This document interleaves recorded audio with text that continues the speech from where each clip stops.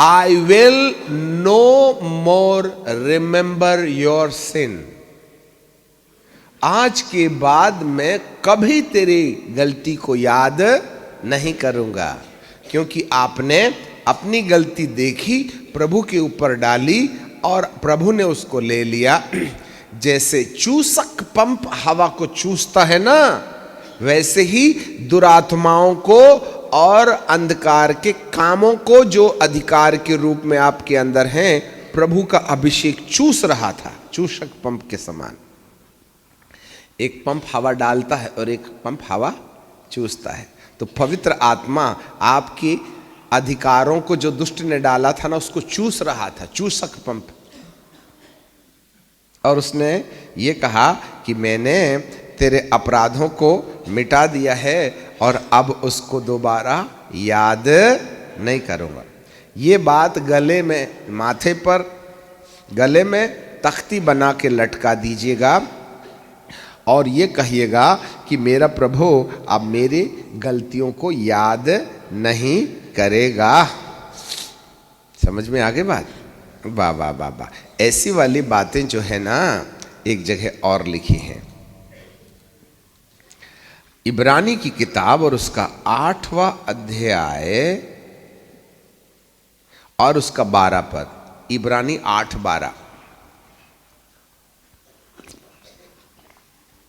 क्योंकि मैं उसके अधर्म के विषय में दयावंत होऊंगा और उनके पापों को फिर स्मरण ना करूंगा।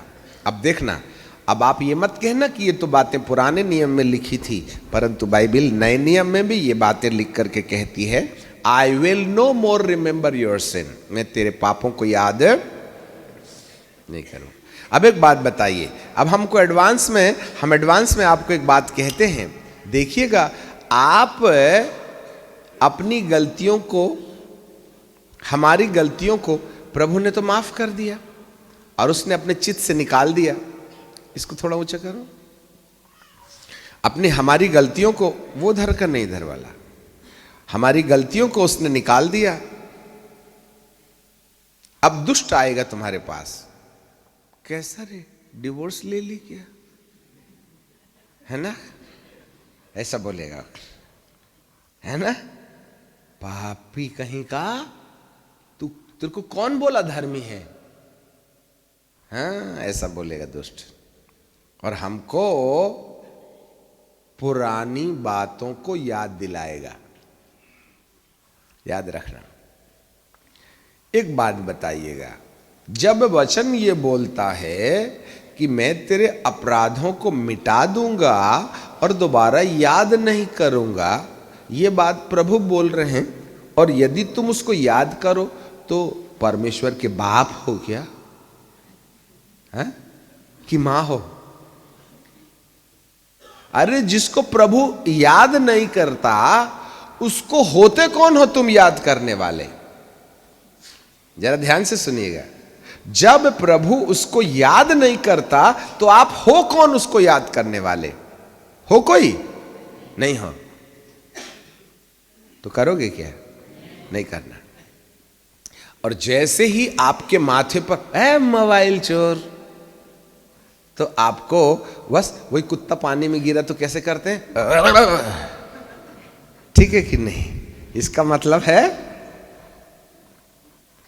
दुष्ट आत्मा मेरे दिमाग के अंदर में उल्टा सीधा विचार डालती है। तेरे को नहीं मालूम तू नंगा भाग रहा है बिना चप्पल का, हारा हुआ है ना? तुरंत हाथ रख के अपने माथे के विचार को कहो, गेट आउट, नो वैकेंसी, आगे चलो, ठीक है कि नहीं? हालेलुया। समझ में आगे बात? ये ट्रीटमेंट करता रहना पड़ेगा। हफ्ता 15 दिन आप उसको ना, हफ्ता 15 दिन उसको बार बार अपने घर की याद आएगी, यहीं तो रहता था, यहीं तो रहता था, यहीं तो रहता था। तो आएगा बेचारा गेट तक, अरे अरे अरे मेरे हाथ का लगाया हो गुलाब का फूल देख मुरझा गया। ऐसा बोलेगा वो, परंतु आपने गेट खोलना नहीं है। फिर महीने 2 महीने के बाद में फिर आएगा, चलो विजिट करते हैं, हो सकता है मेरी प्रेमिका को मेरी याद आती होगी तो मैं किस्सू दे दूंगा। फिर आएगा हेलो ट्रिरिंग ट्रिरिंग ट्रिरिंग। अब खोल मत देना पर्दा तुम, ठीक है कि नहीं। चलो पावर मिनिस्ट्री खत्म, घर जाते बराबर ला तो भला एक बार जरा देखता हूं ऐसा करके हैं।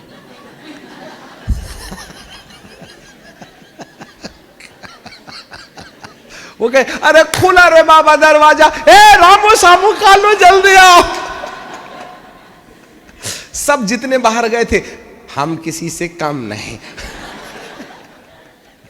सब अंदर आ जाएंगे। फिर अंदर फिर कबड्डी खेलना शुरू करेंगे। एक गलती यदि आपने किया तो भैया पूरी टीम अंदर। हमारा किया कराया सारा दूध और दही एक साथ हो गया और नाली में बह गया। 15 दिन हमारा माथा फोड़ी, तुम्हारे कोई काम नहीं आया।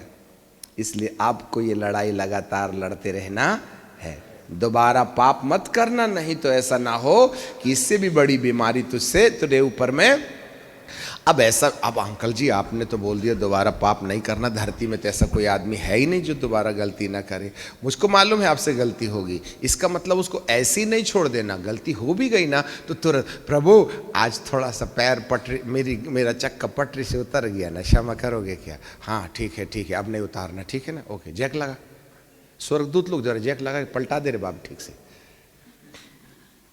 राइट।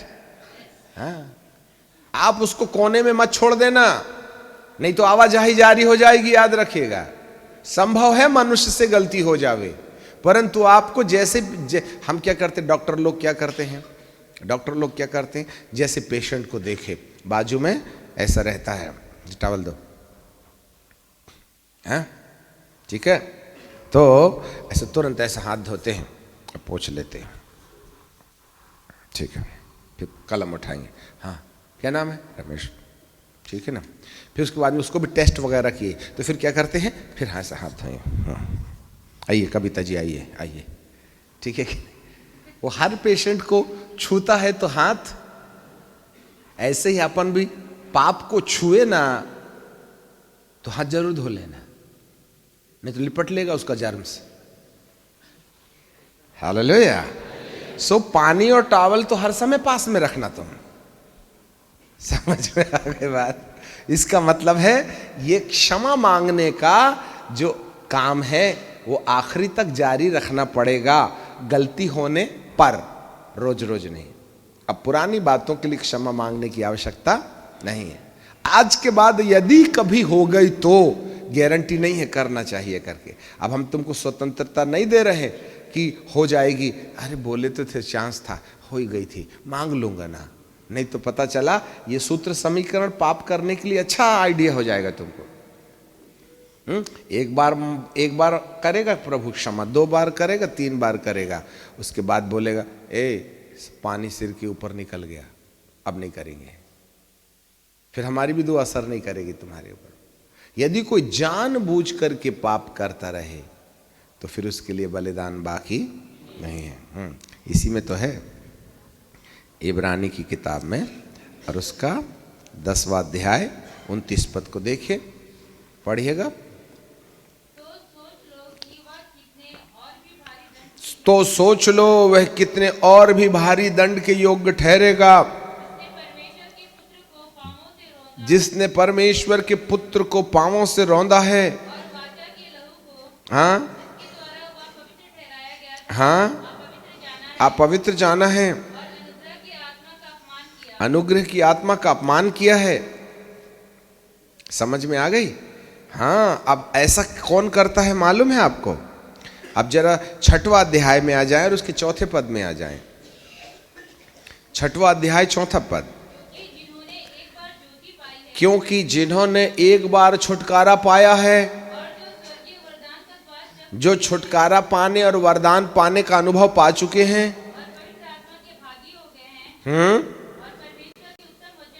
और परमेश्वर के उत्तम वचन के भागीदार हो गए हैं,